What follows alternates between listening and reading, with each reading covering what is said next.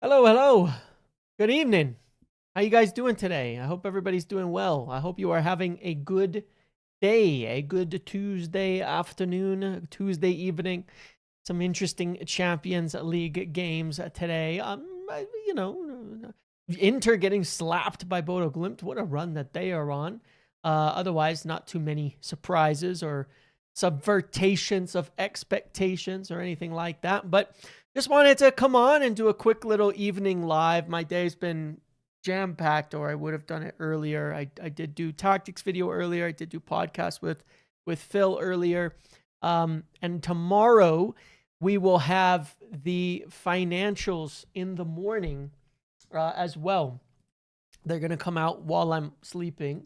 And yeah, and then we'll have financials. So I'll make a video on that. We'll do a live. We'll discuss all of that, and we'll take it from there. So there will be much more going on tomorrow. And then I have a few other videos in the works as well on some of these other things we've discussed in the last few days. But yeah, today's video this evening, I really wanted to, thank you, guess I gotta work harder. I really wanted to talk about this little Morgan Gibbs-White thing and other stuff, all right? I'm not, will we have news about aliens anytime soon? That's a good question. Look, I'm not convinced there's much in it. I see Fabrizio put down the Sangare rumors earlier, which, as I said when they first came out, I don't really think we have any links to Sangare. I think that what's happening here is there's clubs just asking about the situations of Forest players when a team is headed for relegation and there are Premier League level players in that squad. A lot of clubs are just going to be asking just to know what the heck is going on over there and what's going on with all of those players. When Gibbs-White was in summer, he was on the cusp of a move to Tottenham. And I remember at the time thinking, I think I even said it on a video. I said, and like very Spursy signing, much like a lot of their other signings. Just, he's a good player. I am not signing a player like that to replace Bruno, or I don't know, man. That's just to me, that's just a lot of mid. Just my opinion. I think most people would agree that's a very Spurs, like, cool, you want to be in the top 6 type of signing. I think he's a good player. Not somebody I'm looking at in the strategy that we've been developing, which is going for the top level of players, of established players, or really highly rated younger prospects, and not much in the middle. Where does he fall? Where does he fall in that bracket? Excuse me. Because if you look at all of our signings, Senna Lamens, I watched your tactics video and I think you are harsh on United struggling to break low blocks. This a whole league thing. Arsenal/City struggle to do it and they are the best teams in the league. I am harsh on it. I am. But I don't totally, but here's the thing, right? I am harsh on it, but I don't totally, I understand what you're saying on that front. I do. But it's not, I don't totally agree that everyone struggles with it. City won all their titles off the back of winning every single one of those games. Liverpool's 100-point seasons, they won every single one of those games practically. The reason I'm harsh on it is that winning the games against the low blocks is not, it's cool if you do. It's a requirement to being a top team. It's a requirement to staying in the top 4 on the regular. It's a requirement in order to be able to become a top team. That is being able to beat low blocks is the difference between being a team in the 5th through 8th bracket and consistently in the top 4. If you look at many of the seasons where we've dropped out of the top 4 on the regular, look at the games we lose. Look at the games that we do lose. Look at the games we can't put together consistently. We've been a good team at big games for a long time. we've been a good team in big games since Solskjaer. But you earn your points in those games against defensive sides. That's where you're earning your points. You have to be good at them. So I don't really agree that it's something like, the whole league thing. I don't think so. Most teams don't play low blocks. Who has to play against a low block on the regular? Because outside of a few big clubs, not many teams do. Not many teams play against low blocks. Everton don't go play a low block against everybody. They'll play differently in different games. West Ham will play a decently low block, but they'll really settle in against kind of the top sides. And so I'm not sure I totally agree with the concept of it. I think that it's, again, we can't bypass those kinds of things. The low block is an issue. I think it's a personnel issue, purely and fully. It's a personnel issue. I think that's what we're running into, and I don't think it's going to change much until we get better players in certain positions. I think there's things we can do, but it's not going to change much. But the problem we have in general, you have to realize, is that we're a transition-based team. So the fact that we struggle with low blocks, teams can do it to us on purpose to shut us down. And that's a huge weakness. I think you need to wait until when we bring in players over the summer. I agree with you. Don't get me wrong on that point, Mike. I totally agree with you. I think that even if we started Šeško, even if we did all of it right tactically, we would still struggle against low blocks this season. So don't get me wrong on that. There's issues. There's things we could do. I think playing a small, fluid front three against a low block, against a big defensive line is not the right answer. But I don't think that means there is a right answer this season, right? And I think that's something where, in looking at like the post-match and the tactical video on all of that, don't take it personally on Carrick. I spent most of the season saying, I believe this is a personnel problem. Our biggest issue is a personnel problem. That as we play smaller games, our form always drops off. In fact, let me show you something, and then we go back, because I covered this in a video, but there's a real interesting thing to look at with regards to it as well. Okay.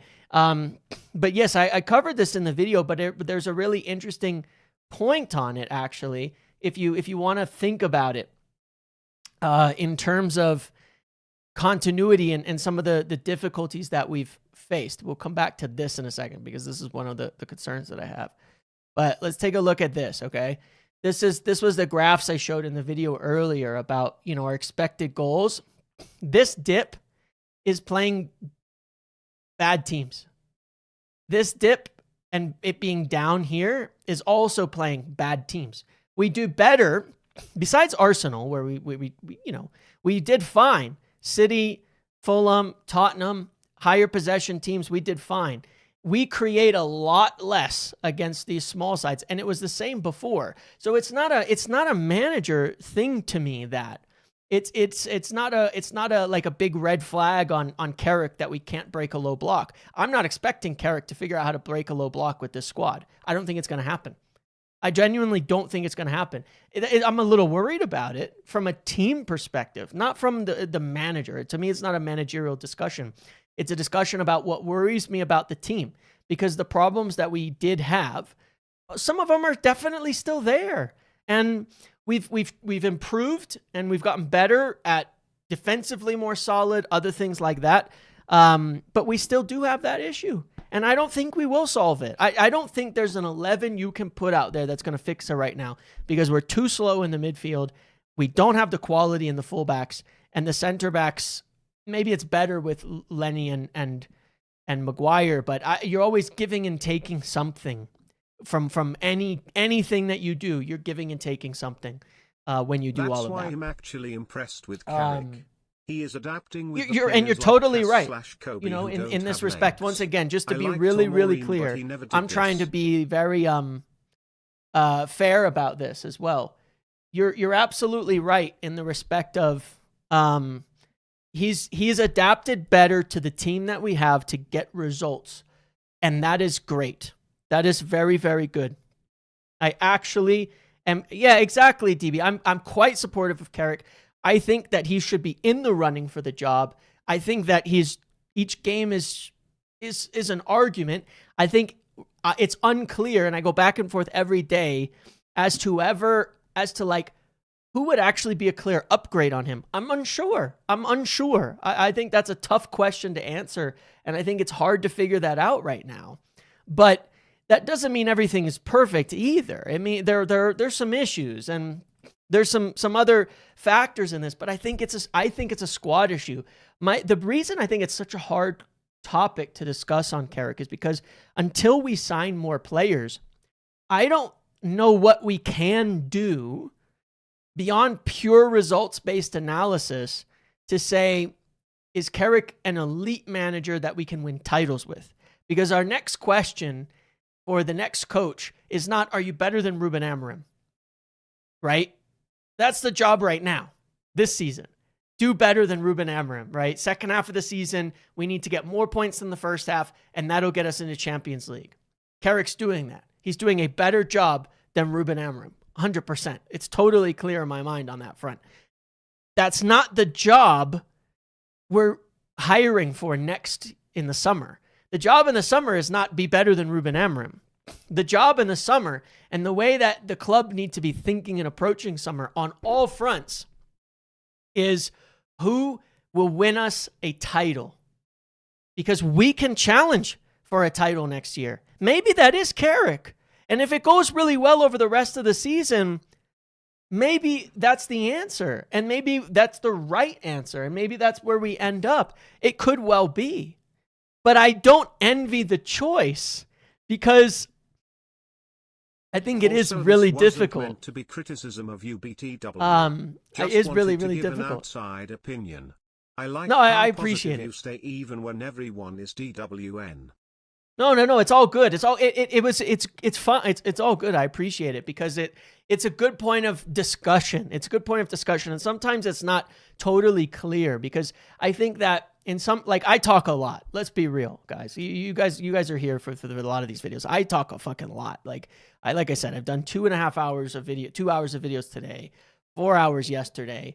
I talk a lot at practically every single day. In fact, there's a lot of people who watch my videos and they tell me that, they watch them and their wives, their girlfriends, whatever, they're absolutely sick of me. They're sick of hearing my voice because I talk so much and I never shut up. And that's fine, but I say a lot. And so sometimes I think that it's easy to maybe get a bit of a perspective on what I'm saying that is maybe not exactly what I intended as well. Or maybe in listening to one part of something or another. Because if you just watch the tactics video, you might get the idea I'm super down on Carrick. But I'm not, actually. I'm taking it on a game-by-game basis. I'm not ready to hand him the job yet, but I'm also like, well, who's better? He's doing a good job. He's doing a better job. He is improving the squad. He's doing better than Ruben Amorim. But like I was saying yesterday, I kind of want to separate those things out. For the job he's been hired for this season, so far, Michael Carrick's doing really, really well. The job next season is to challenge for a title. What you have to do is very different. What you have to do when you're in Champions League and playing 2 games a week is very different. When you're in 2 cups, when you have to rotate, when you have to integrate new players and they're not established yet. That is all a very, very different job, right? And so I'm looking at that and going, it's really hard. It's much harder to answer those kinds of questions right now. But they have to look at it as we need to go for a title win. Because even if you forget that next year is an opportunity, 2028, Project 2028, that's 2 seasons from now. Well, you don't want to hire your manager in the attempt to win a title in their first season. You want them to be in for a year and be challenging for the title in their second season. Ideally, that's, you give them the season to really get in there because you can have a slow start. So we need our title winning manager next year. So the qualification for the job is different. To be very clear, anybody here who's been on this, I was never, ever once, you will not find me on here once the whole year saying it should definitely be Amarim next year at any point during the season, because I wasn't convinced. For me, it was all about second half of the season, how it goes. Do we climb the table? Do we do better? Do we do way better? What do we see? All of that. So every game moving forward, every week moving forward, that will also apply to Carrick. How is it going? How are the performances? How does it continue? How do we get towards the end of the season to know and to strengthen his case for next year? But then it's also, who else is there, right? But I strongly believe that we're nearing kind of our peak.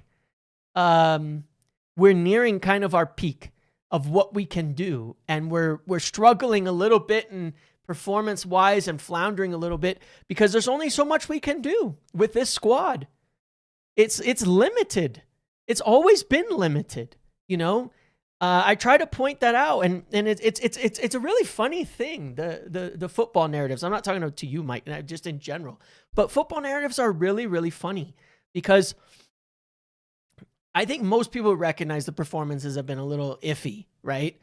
But now nobody wants to say it's Carrick because it isn't. So it's the squad again. Well, it is. It always has been largely. Not to say there weren't other issues, but largely the squad is still limited. There's still too many flaws in this team that are not covered up by complementary profiles for any system to be perfect, to be top level. It is flawed, and it is going to be flawed. But we have some really damn good players as well.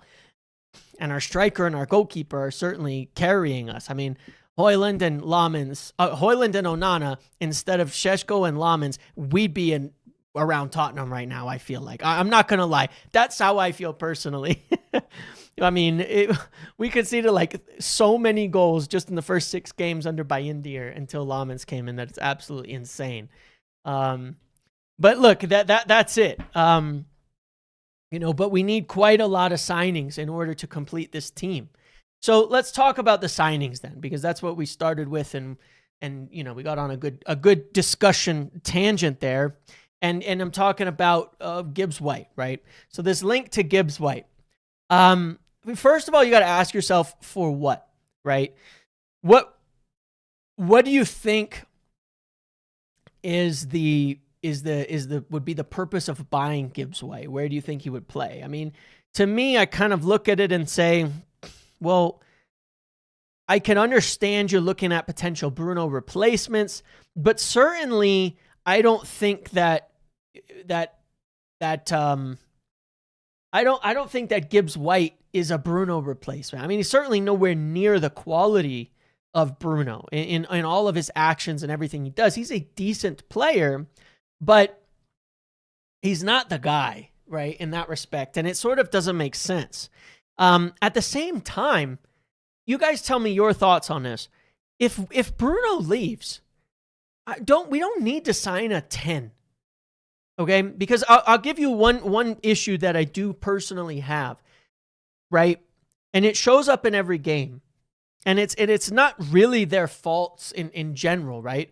Listen, Kobbie plus Bruno is always going to be a really, really, really difficult midfield to build around in some areas, okay?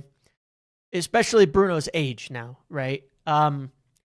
Because you have to back up that midfield with an absolute unicorn next to the two of them.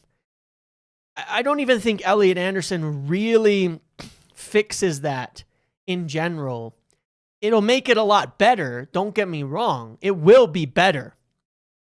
But it's still going to have issues at times. It's still going to have issues at times in that respect. And you're also going to need top center backs who are very fast, very physical behind them, which we also don't have right now. You need like prime, I'm using recent examples, not that there haven't been a lot better center backs than Van Dijk, but you need that behind that kind of midfield to back it up, to support it, an aggressive partner as well that can step up into the midfield well.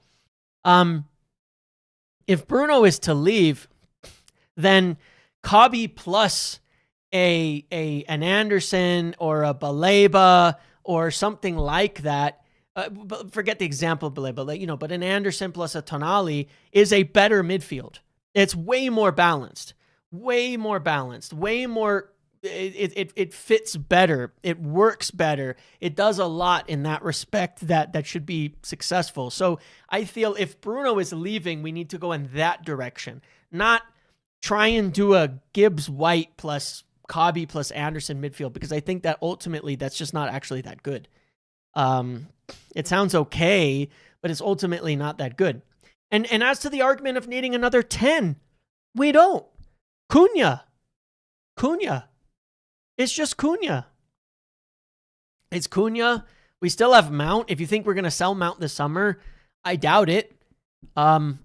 First of all, he's on $250,000 a week. So you're saying he's injured and all of that, then okay, fine. Well, then we can't sell him. He's $250,000 a week, $30 million you're going to have to get from him. Not happening. Who's buying that? Nobody. So no, I don't think we can shed Mason Mount next year, maybe. So I think Mount will be here. But just move Cunha to the middle. We have Ahmad. We've got Cunha. We've got players who can play in these more central positions.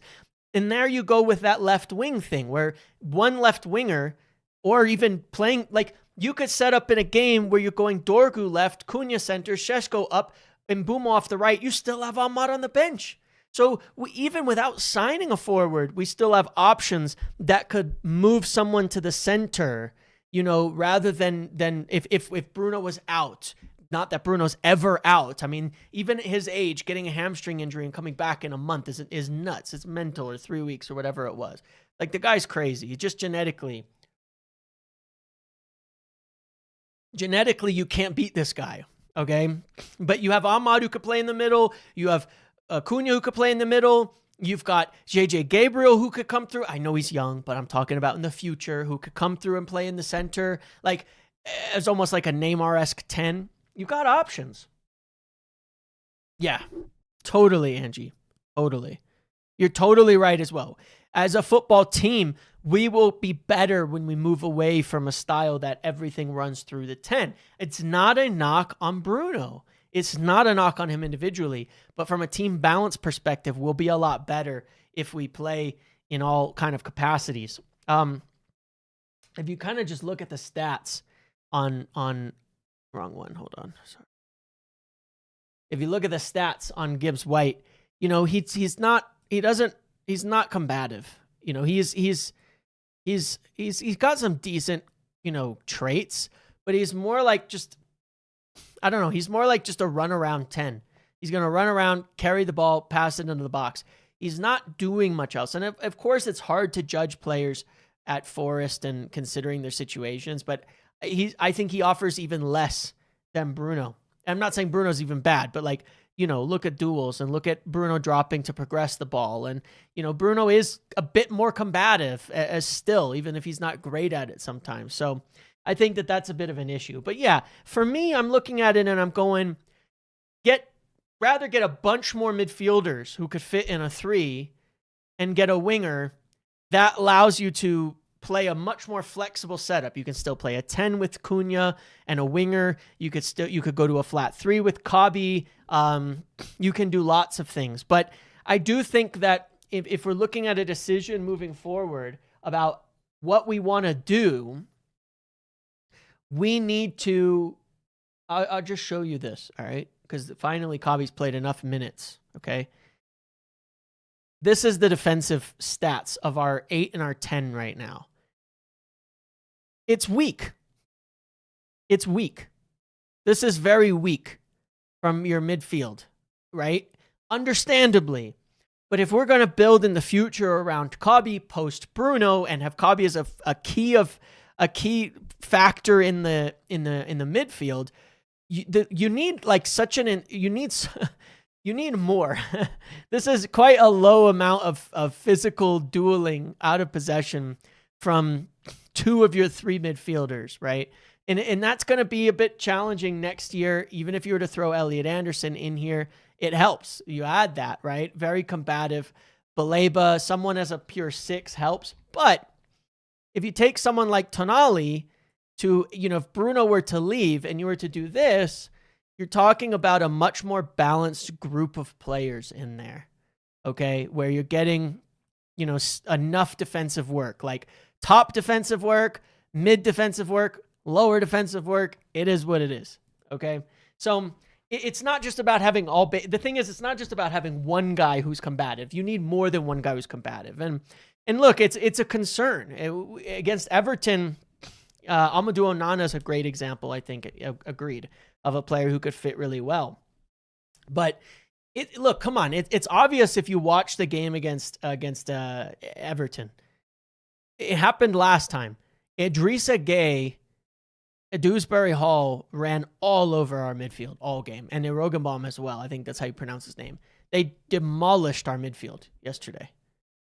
I'm not saying we were even that bad yesterday. Defensively, we kept Everton from doing shit.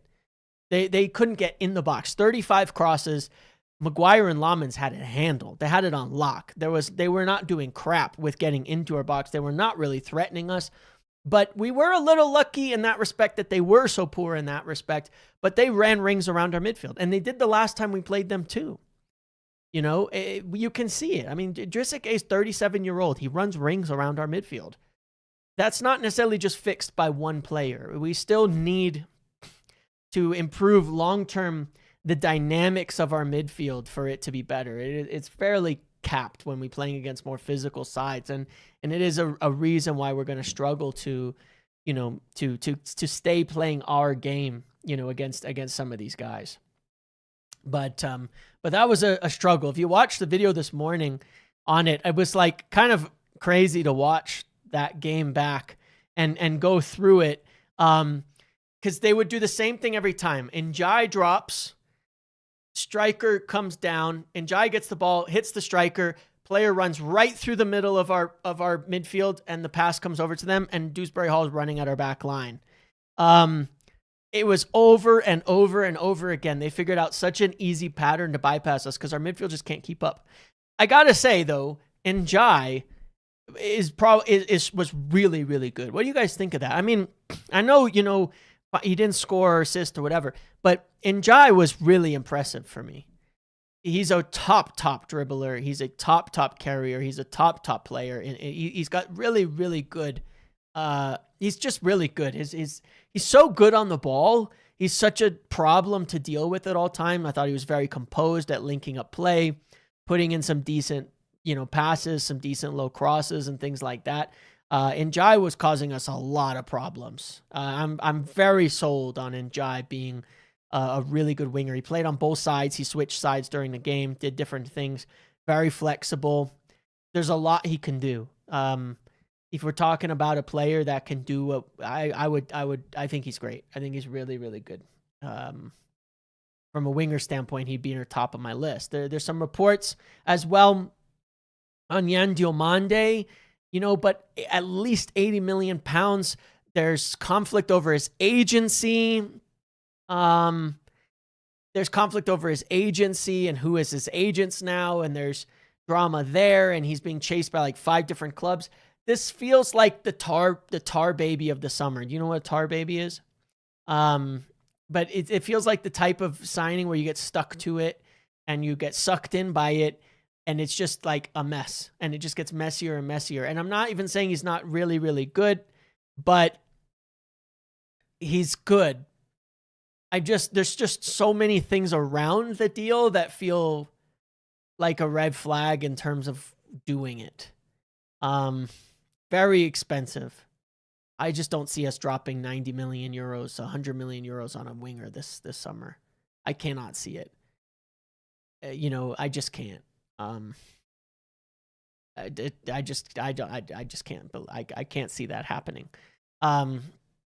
So yeah, I guess we will see on that front. But yeah, look, I think in the midfield, Gibbs-White, he's all right. He's a good player, but I just don't think that it's the direction that we really want to go with things right now.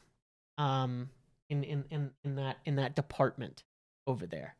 But I think a midfield long term, if Bruno is leaving, that looks something like this would be great. You're getting, you get the all rounders and everything in there. Maybe that's not possible, but I'll tell you what I would like. Something like this. There you go. There's my midfield for the future. Kamavinga Anderson and Mainu. I would take that. And if we do miss out on him, I don't know. I'd take something like this too. But look, I think that anyway, I think the Gibbs-White thing is probably something that I don't expect it to happen. I don't think that we'll get Gibbs-White. He might end up going to Spurs again in the end, like he was about to do. So, but speaking of the rest of our season, where we're at, I do think there are reasons to be concerned, and please don't take this as a commentary on the manager. Really, I'm serious. Like, I really, really, really don't want this to be taken as commentary on the manager, because it's not my intention. It's rare. I don't like speaking about the manager as much as people do. I don't like making every discussion about the coach. I don't think it's necessary. My concerns over yesterday's game, West Ham, and the rest of our season in securing top 4, top 5, and getting into the Champions League, my concern is team-based, right? It's about the team. It's about what the flaws we have in the team that will prevent us from getting where we need to be. If you look at like this from Mark R stats, we lost the ball 35 times in danger zones and 0 turned into shots. We got quite lucky in that respect. We turned the ball over twice as much as they did in the buildup. That's a big for a game that ended up pretty even on possession. We have issues. Everton pressed us pretty cleverly. They were able to cut down any of our central progressions. We were poor in getting the ball out wide. The central progression was a mess. We were losing the ball all over the place. And some of that, for sure, is down to the loss of Lisandro Martinez. But this is the problem we have in this team. I don't think we win that game if Lisandro's playing and not Leny. But maybe it would be because it becomes a totally different game. It becomes a totally different game in that respect. Because Lisandro Martinez maybe improves our central progression, press, getting through the press and all of that. But Leny was really, really, really good at shutting down Barry on the counter, on the long balls, on the balls over the top, on the attempts to get in behind, on counters, on when our midfield was getting beat regularly. Leny was there. He put in really, really solid on the rewatch, a really, really, really, really solid defensive performance from the back, from shutting down Everton from ever getting in behind, so that every time Everton attacked, they ended up being forced into situations where they'd slow the game down, go wide, try to cross it, and then Maguire and Lamens can deal with it. So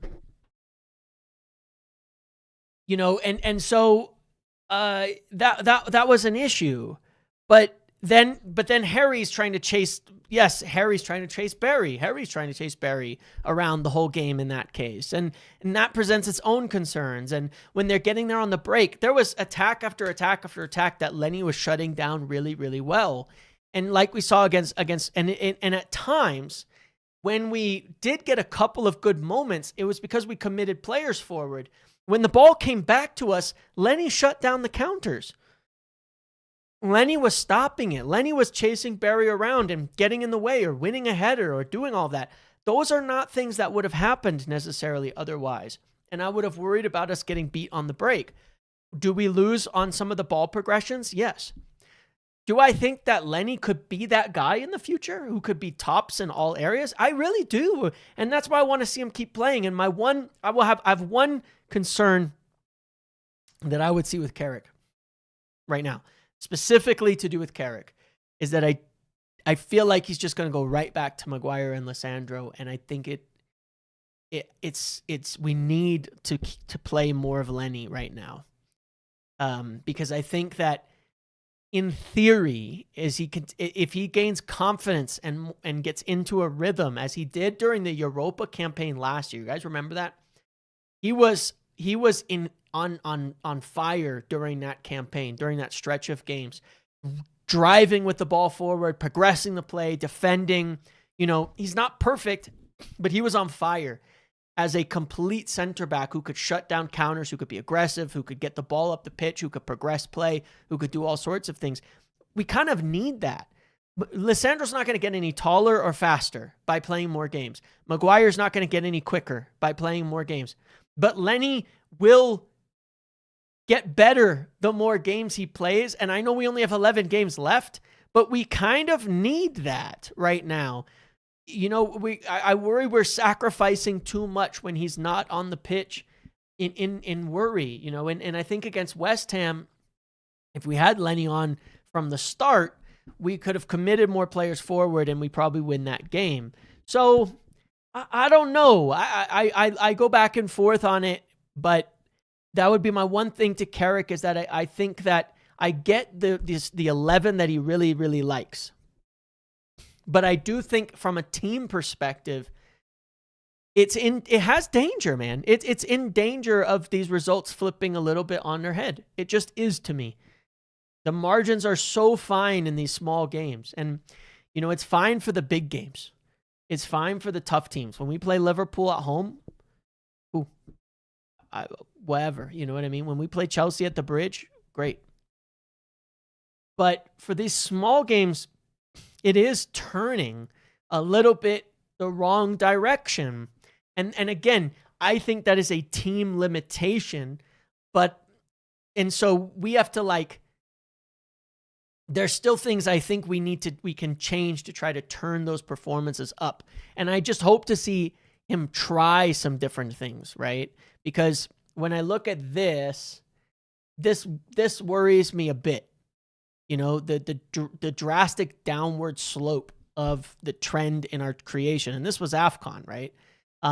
When I look at this, we had games where it was upside down, but we had a lot of big gaps as well. And the gaps are getting smaller and it's getting more level. And that shows up in the expected goal difference where it's starting to go a little closer to 0 on the average. We had some big spikes and things before. And if you look at this as well, this is just a rolling average. It went down during AFCON, came back up afterwards and during the initial run, and now it started to drop off pretty drastically. The points usually follow. And again, please, please, please, this is not a manager discussion. I beg you.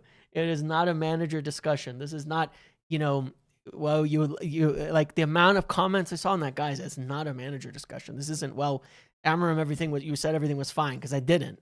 I'm talking about the team and the concerns that I have with the team. And I think it's mostly squad related, but I think that my hope is that we can change something, because to try something a little bit different to fix some of the issues that are cropping up that could cost us as we move into the next set of fixtures. Palace at home for me, I think is a really good opportunity for this. Palace are in absolutely terrible form, right? What are Palace? Palace have won oh god.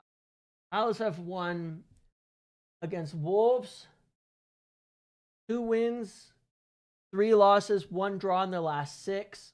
And then before that, they didn't have a win all the way back until Fulham on December 7th. They've got 2 Premier League wins since then. This is a team struggling right now. They're going away to us. It's at Old Trafford. We shouldn't struggle in this game. We shouldn't. This is like the Wolves game at home, right?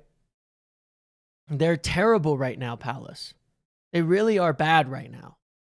So to me, it's kind of like the Wolves game at home. Not quite the same. I think Wolves are a little bit worse, but not by much. In terms of form, let's take a look at it, actually. Let me get this right one on the screen for you guys.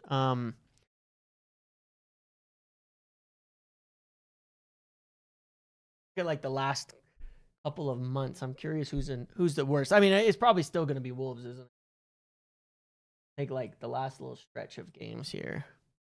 Palace are down here in 14th. They have 8 points in their last 7. Actually, they are worse than. No, yeah, Wolverhampton have 4. I mean, Jesus Christ, look at Tottenham. Good Lord, they're bad. It's like Tottenham. We just played Tottenham at home. They got a red, so it's a little harder to judge the game and the game state and how things would have gone and all of that otherwise. But we beat them, right? But in the end, we beat them comfortably, right? But you look at Palace, like they're crap. They're quite poor. We're going to play them at home. They're 1 point, they're just not very good. We should be beating them. If we go to the last couple of months, like here, I don't know. Yeah, I mean, look, 18th. They have 9 points in their last 12 games. You know what I'm saying? Jesus, Tottenham are bad. What? Is this actually real? Jesus Christ, man. I did not realize Tottenham were this bad. They're 20th in the last 12. I thought it was just like the last 6 or 7 or 8 games, but they're 20th? 20th in the last 12 games? But anyway, Palace aren't much better. Palace are 18th in the last 12 games. That's a third of the season. So they have 9 points in the last 12 games. They've conceded 20 goals and only scored 9. They're conceding nearly 2 per game.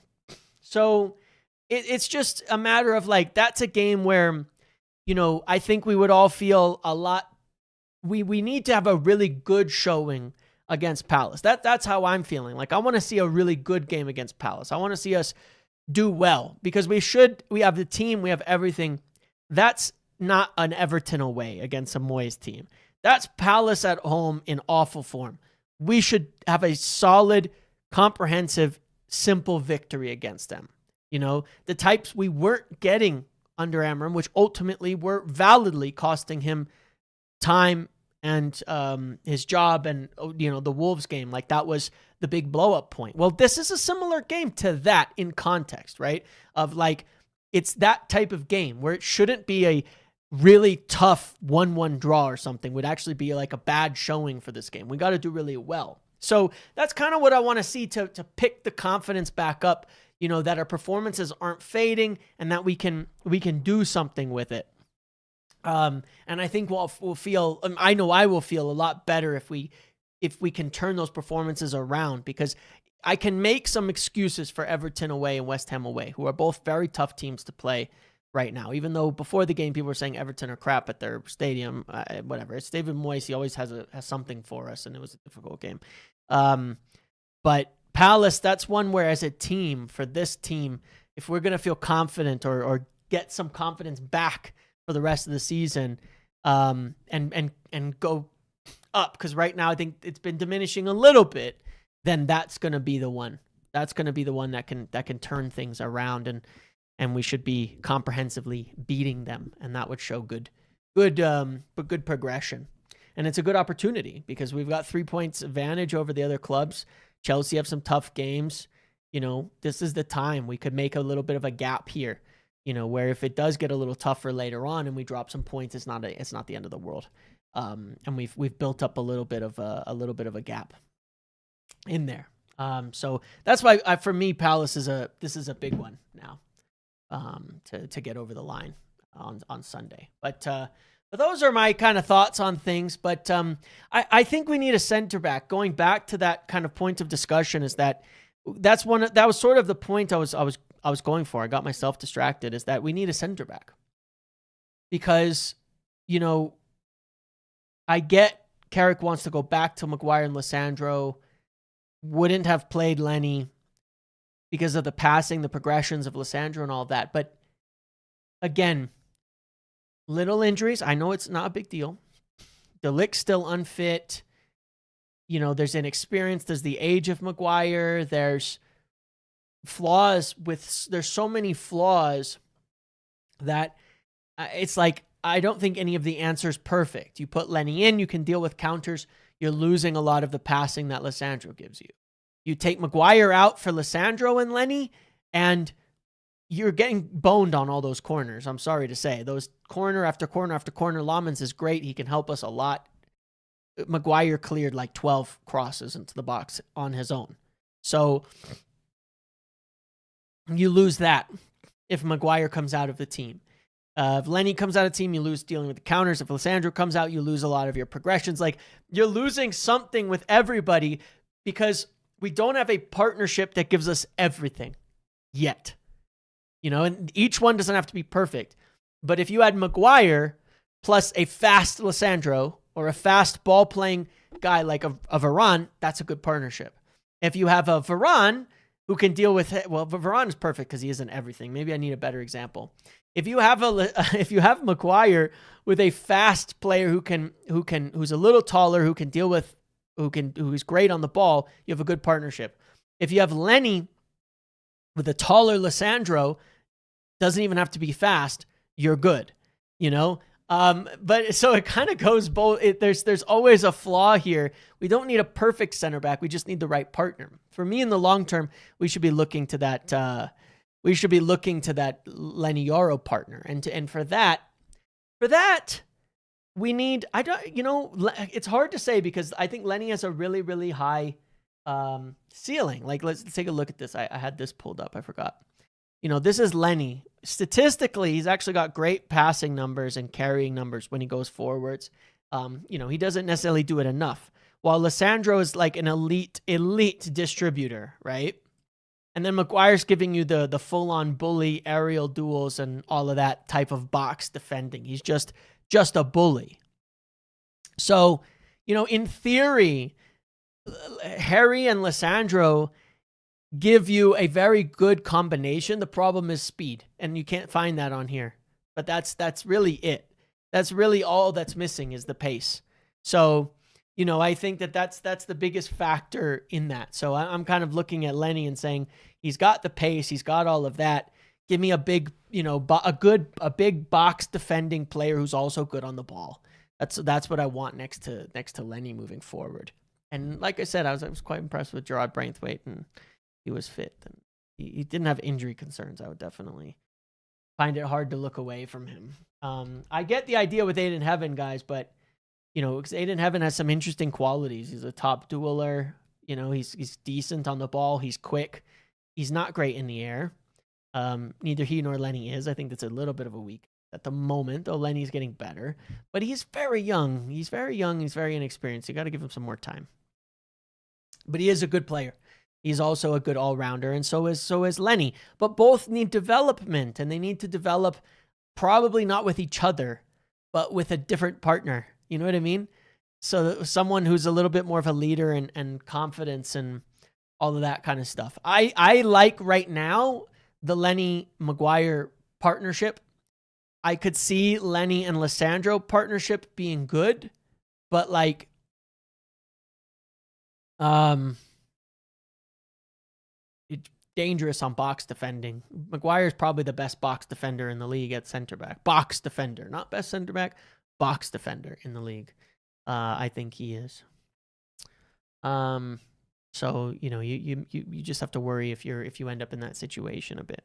But yeah, either way, that's what I think. But it's interesting times, and I don't envy the decisions have to be made on certain things, like the coach, like all of that, because I think it's a tough decision. But the biggest thing I'd like to see is that the management are.